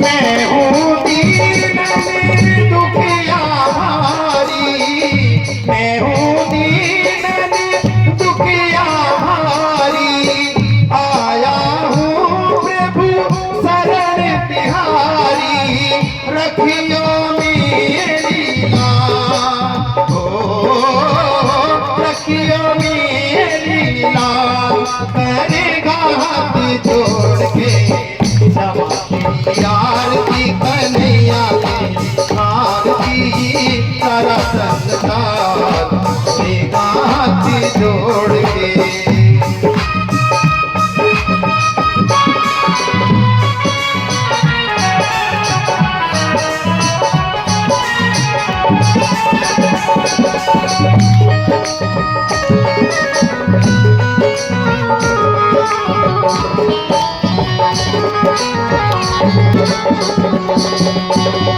प्रेम सहित जो गावे राधा माधव के पद पावे प्रेम सहित जो आरती गावे माधा माधव के पद पावे बड़े सुयासी अपार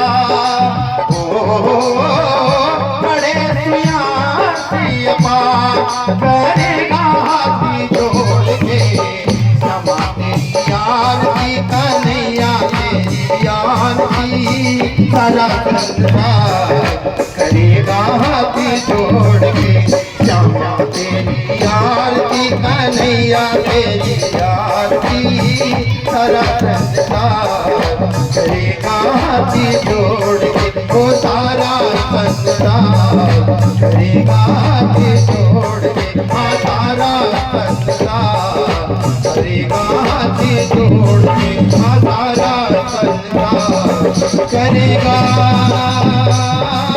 हाथी जोड़ के।